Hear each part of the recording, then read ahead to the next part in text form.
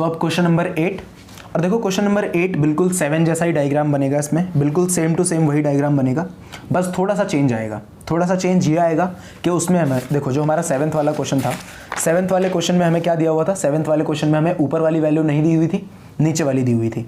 इस वाले क्वेश्चन में 8th क्वेश्चन में हमें ऊपर वाली दे रखी है, नीचे वाली नहीं दी है, बस यही फर्क है इसमें। ठीक है, चलो तो डायग्राम बिल्कुल पहले के जैसा बनेगा। एक पेडेस्टल के शिखर पर 1.6 मीटर एक ऊंची एक मूर्ति लगाई गई है। तो कोई भी एक पेडेस्टल है, पेडेस्टल जानते हो ना, जो मूर्तियों के नीचे लंबी सी सीढ़ी वीढ़ी बना रखी होती हैं, उसे पेडेस्टल बोलते हैं। तो एक पेडेस्टल के ऊपर 1.6 मीटर ऊंची कोई भी एक मूर्ति लगा दी गई है भाई। तो इसके ऊपर एक 1.6 मीटर ऊंची वो लगाई गई है मूर्ति। ठीक है, भूमि के एक बिंदु से मूर्ति के शिखर का उन्नयन कोण, यानी कि भूमि का कोई बिंदु है, तो भूमि के बिंदु से मूर्ति के शिखर का उन्नयन कोण, मूर्ति के शिखर का उन्नयन कोण कितने डिग्री का है, 60 डिग्री का है। ठीक है, मतलब यहाँ से जो कोण दे रखा है पहले मुझे, वो दे रखा है 60 डिग्री का। ठीक है, ये वाला ऊपर वाला, और उसी बिंदु से पेडेस्टल के शिखर का, अब जो पेडेस्टल है उसके शिखर की बात हो रही है, तो पेडेस्टल के शिखर का जो उन्नयन कोण है, यानी कि ये वाला जो कोण है हमारा, वो कितने डिग्री का दिया गया मुझे, वो दिया गया 45 डिग्री का। ठीक है, तो ये वाला कोण देखो ध्यान से देखना, ये वाला कोण 45 है और ये जो अंदर वाला कोण है ये 60 डिग्री का है। समझ में आया ना आप लोगों को। ठीक है, हमसे निकालना है, हमसे पूछा गया है पेडेस्टल की ऊंचाई ज्ञात करो, यानी कि हमें इस बार ये वाली वैल्यू निकालनी है। ठीक है, बहुत आसान है, फिर से पिछले क्वेश्चन की तरह ही ये बिल्कुल सॉल्व करना है हमें। ए, बी और ये सी, और यहाँ पर हम लिख लेते हैं डी।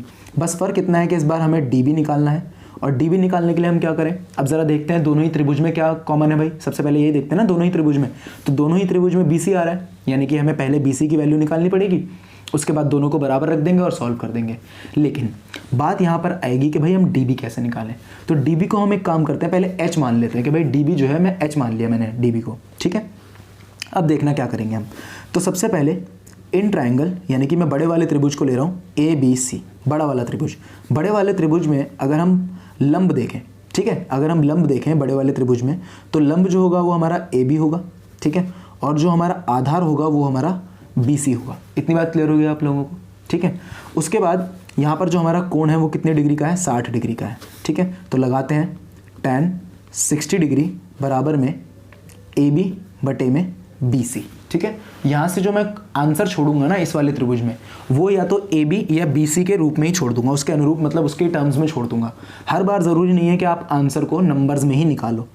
ठीक है, मतलब फाइनल आंसर तो नंबर में ही आना चाहिए यार, मतलब ये स्टार्टिंग वाला ज़रूरी नहीं है, क्योंकि ये जो होता है इसको हम फिर बाद में रख देंगे बराबर और आंसर निकल जाएगा। मैंने आपको पिछले क्वेश्चन में भी ये बोला था कि जो भुजा बराबर हो उसको बाद में हम बराबर रख देंगे। तो किसका मान निकालना पड़ेगा हमें, यहाँ पर बीसी का मान निकालना पड़ेगा। ठीक है, तो एक काम करते हैं, यहाँ से बीसी का मान निकाल लेते हैं। बीसी का मान इस त्रिभुज में भी समान होगा, दूसरा वाला जो हम त्रिभुज लेंगे उसमें भी समान होगा, तो बीसी को बाद में बराबर रख देंगे और सॉल्व कर देंगे। ठीक है, चलो तो यहाँ से tan 60 की वैल्यू हुई √3 बराबर में ए बी बटे में बी सी। अब मैं अगर इसको ऊपर भेज दूँ तो ये क्या हो जाएगा, बी सी बराबर ए बी बटे में √3। ठीक है, इतनी बात क्लियर हो गई आप लोगों को। बी सी का जो मान आया वो इतना आया यहाँ पर। ठीक है, उसके बाद अब ज़रा चलते हैं दूसरे वाले त्रिभुज में। ठीक है, जो हमारा दूसरा वाला त्रिभुज है, तो इन ट्राइंगल जो छोटा वाला त्रिभुज है डी बी सी। ठीक है, हमारा कौन सा त्रिभुज हमने यूज़ करना है इस बार, नीचे वाला डी बी सी। मैंने आपको स्टार्टिंग में बताया था, अभी पिछले क्वेश्चन में ही बोला था कि जिस भी क्वेश्चन के अंदर हमारा जो कोण है वो 45 डिग्री है, ठीक है, तो उसके आधार और लंब क्या हो जाते हैं, हमेशा समान हो जाते हैं। तो इसका मतलब जो इसका लंब है वो है डी बी, ठीक है, और इसका जो आधार है वो है बी सी। तो कहने का मतलब ये हुआ कि हम ये बोल सकते हैं कि जो लंब होगा वो आधार के बराबर हो जाएगा, जिसकी वजह से हम ये बोल सकते हैं कि डी बी जो होगा वो बी सी के बराबर हो जाएगा। अगर यकीन नहीं है इस चीज़ के ऊपर तो आप डायरेक्टली पुट करके देख सकते हो।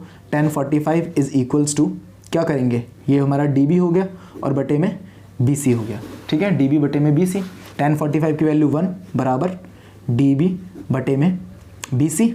इस बी सी के ऊपर मल्टीप्लाई कर दो, जब आप इसको ऊपर मल्टीप्लाई करोगे तो ये क्या आ जाएगा, बी सी बराबर में डी बी आ जाएगा, और यही मैंने ऊपर भी लिखा था यहाँ पर।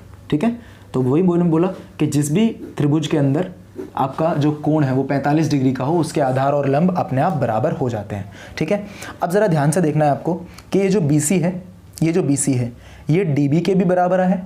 ठीक है, मतलब ये डी बी के भी बराबर आया और ये ए बी बटे में √3 के भी बराबर आया। ठीक है, तो एक काम करते हैं, दोनों ही वैल्यू को सेम रख देते हैं, क्योंकि भाई देखो ये भी BC के बराबर है और ये भी BC के बराबर है, तो दोनों आपस में बराबर हो जाएंगे ना, ठीक है, ये दोनों आपस में बराबर हो जाएंगे। तो अगर मैं देखो ये वाली जो हमारी इक्वेशन है इसको हम 1 मान लेते हैं, और ये वाली जो है इसको हम दूसरी वाली इक्वेशन यानी कि दूसरा समीकरण बोल देते हैं। अगर हम दोनों समीकरणों से मतलब दोनों ही समीकरणों से बात करें तो क्या होगा हमारा कि हमारा जो AB√3 होगा बच्चों, AB√3 हमारे DB के बराबर हो जाएगा। इतनी बात क्लियर हुई। यहाँ से अगर हम AB निकालना चाहें तो AB निकल जाएगा DB√3, ठीक है, इतनी बात क्लियर हुई। अब आते हैं अपने मेन मुद्दे के ऊपर कि भाई हमारा जो AB है, हमें AB थोड़ी ना निकालना है, हमें तो इसी DB का मान निकालना है। तो क्या हम इस AB को ऐसे नहीं लिख सकते कि AD प्लस DB, ऐसे भी तो लिख सकते हैं हम इस AB को। ज़रा यहाँ पर आ जाओ डायग्राम में, देखो डायग्राम में हम इस AB को, ये पूरी भुजा को यहाँ से लेकर यहाँ तक जो हमारी पूरी भुजा दे रखी है, क्या हम इसको ऐसे लिख सकते हैं AD मतलब यहाँ से यहाँ तक प्लस DB, है ना, इसको हम ऐसे लिख सकते हैं ना, AB बराबर AD प्लस DB, ऐसे लिखा जा सकता है ना इसको। तो बस हम यहाँ पर इसको ऐसे लिखेंगे, और AD का जो मान है वो हमें दे रखा है, तो एक काम करते हैं इस AB भुजा को हम ऐसे लिख लेते हैं, ठीक है, AD प्लस DB बराबर DB, और यहाँ पर आ गया आपका √3, है ना, DB√3 आ गया। इतनी बात समझ में आ गई आप लोगों को।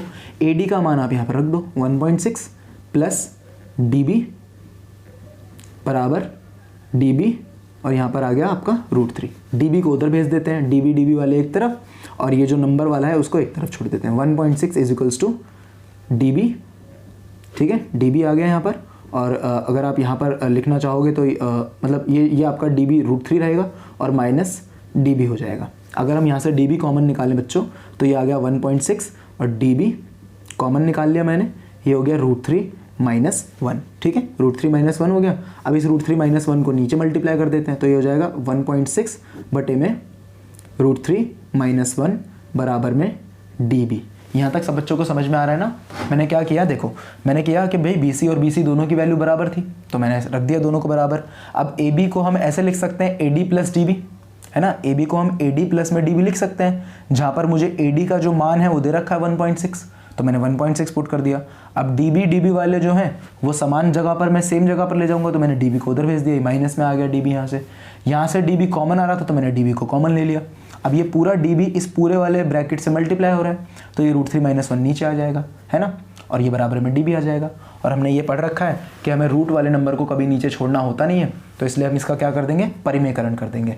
अब देखो यार, परिमेयकरण आपको वो वाला तो आता है जिसमें नॉर्मल सिंगल नंबर हो, इसमें तो हमारा प्लस माइनस में भी कुछ आ रहा है, इसका भी बहुत आसान होता है, ठीक है।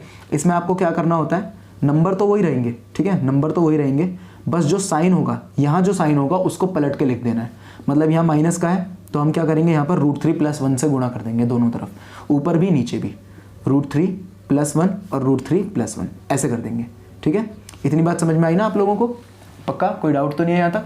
बस अब इसमें मल्टीप्लाई कर दो, ये कितना हो गया आपका 1.6 इंटू √3 + 1, ठीक है, ये पूरा ब्रैकेट है, और बटे में नीचे ज़रा देखो, नीचे a + b और a - b, अच्छा बराबर में DB भी लिख देते हैं, यहाँ पर बराबर में हमारा जो DB है वो चल रहा है। नीचे देखो a + b और a - b, आइडेंटिटी लग रही है हमारी, सर्वसमीका लग रही है ना, यहाँ पर आती है आपको एक सर्वसमीका होती है हमारी a² - b², जिसको हम ऐसे लिख सकते हैं a - b, और बाद में लिख सकते हैं a + b, ऐसे लिख सकते हैं ना। तो यहाँ पर देखो a - b a + b, तो नीचे हम इसको ऐसे लिख सकते हैं √3² और -1 का स्क्वायर। यहाँ तक क्लियर हो गया आप लोगों को, कोई डाउट तो नहीं है इसमें, ठीक है। तो ये हो गया हमारा 1.6 गुणा में √3 + 1 और बटे में आ गया हमारा ये 3 - 1, ठीक है, बराबर में आ गया हमारा DB। इसको 1.6 ये हो गया हमारा √3 + 1 ब्रैकेट में, और बटे में यहाँ पर 2 आ गया, बराबर में DB चल रहा है। इससे इसको काट देते हैं, जो हमारा फाइनल आंसर आ रहा है बच्चों वो आ रहा है 0.8 √3 + 1, और ये आ गया आपके जो DB है उसकी वैल्यू यानी कि उसका मान, ठीक है। किसी बच्चों को अगर यहाँ पर इस क्वेश्चन में कोई डाउट है तो मैं इसको दोबारा समझा देता हूँ। देखो हमने इस क्वेश्चन में क्या किया, हमने सोचा भाई मुझे ये DB की वैल्यू निकालनी है, मतलब मुझे H की वैल्यू निकालनी है, तो मैंने कहा कि हम पहले AB को AD + DB लिख सकते हैं, है ना। ये जो हमारा AB है इसको हम कैसे लिख सकते हैं, AD + DB लिख सकते हैं। फिर मैंने क्या किया, मैंने बड़ा वाला त्रिभुज लिया, ए बी सी त्रिभुज लिया, उसमें से पहले मैंने बी सी का मान निकाला, क्योंकि मैंने आपको बता रखा है कि जब भी दो त्रिभुज आ जाए तो उसमें से आपको ये खोजना होता है, ये चेक करना होता है कि कौन सी जो भुजाएं हैं वो समान है, ठीक है, कौन सी भुजाएं समान है। तो दोनों में ही बी सी आ रही है, बी सी कॉमन है ना दोनों में ही। तो मैंने सोचा कि मैं पहले बी सी की वैल्यू बड़े वाले त्रिभुज में से निकाल लेता हूँ, फिर बी सी की वैल्यू छोटे वाले त्रिभुज में से निकाल लेता हूँ, और बाद में दोनों को बराबर रख देंगे। समझ में आया ना आप लोगों को। तो मैंने पहले क्या किया, यहाँ से बी सी का मान निकाला जो आया A B root three, A B upon root three. फिर मैंने यहाँ से भी बी सी का मान निकाला, ठीक है, जो आया किसके बराबर, बिल्कुल डी बी के बराबर आ गया, है ना। फिर मैंने क्या करा, इन दोनों को ही बराबर रख दिया, ठीक है, इन दोनों को ही मैंने बराबर रख दिया। अब जब हमने इसको यहाँ से इस तरीके से ऊपर भेजा तो ये डी बी रूट थ्री हो गया। ए बी को हमने फिर ये लिख दिया था, A D plus D B, ये लिख दिया हमने यहाँ पर ए बी को। ए डी का मान मुझे दे रखा था 1.6, मैंने 1.6 पुट कर दिया भाई। डीबी को मैंने उधर भेज दिया, क्योंकि डीबी वाले समान एक तरफ हो जाएंगे। फिर देखो दोनों में से जो डीबी है वो कॉमन आ रहा है ना, डीबी जो है वो कॉमन आ रहा है, मैंने डीबी को कॉमन ले लिया, बाहर निकाल लिया ब्रैकेट में से, तो ये रूट थ्री माइनस वन बच गया, है ना। फिर इस रूट थ्री माइनस वन को हम नीचे ले आए और ये आ गया हमारा डीबी का मान। यहाँ तक कोई डाउट, डीबी का मान आया हमारा 1.6 upon root three minus one. हमने पढ़ रखा है कि रूट थ्री वाले नंबर को कभी, मतलब रूट वाले नंबर को कभी नीचे छोड़ते नहीं है, तो परिमेयकरण कर दिया। परिमेयकरण सिंगल नंबर का कैसे होता था, उसी से ऊपर भी नीचे भी मल्टीप्लाई कर दो। इस बार क्या होगा कि जो उनके बीच में साइन है उसका पलट के मल्टीप्लाई करो। उनके बीच में यहाँ पर कौन सा साइन था, देखो यहाँ पर प्लस माइनस का साइन था, तो हमने किससे मल्टीप्लाई किया, हमने प्लस वाले से मल्टीप्लाई कर दिया। अगर यहाँ प्लस का साइन होता तो मैं यहाँ माइनस लिख देता, ठीक है। मैंने ऊपर गुणा कर दिया, नीचे हमारी एक सर्वसमीका आइडेंटिटी लग रही थी ए स्क्वायर माइनस बी स्क्वायर की, ए माइनस बी और ए प्लस बी वाली, तो नीचे मैंने वही लगा दी। देखो ये ए माइनस बी और ये ए प्लस बी, तो ए की जगह पर रूट थ्री है तो मैंने ए स्क्वायर कर दिया, बी की जगह पर वन है तो मैंने वन का स्क्वायर कर दिया। फिर रूट थ्री का स्क्वायर करोगे तो तीन आ जाएगा, तीन में से एक का स्क्वायर करेंगे तो एक ही रहेगा ना, तो माइनस वन हो गया, तो ये नीचे टू हो गया, टू से मैंने 1.6 को काट दिया, तो यहाँ पर आ गया 0.8 root three plus one metre, और आंसर में हमने लास्ट में लिख दिया डीबी। तो हमारा जो डीबी यानी कि जो पेडेस्टल था उसकी जो ऊंचाई थी वो कितनी थी, 0.8 root three plus one metre, और यही आपका क्वेश्चन था, ठीक है। अब नेक्स्ट 9th क्वेश्चन करेंगे।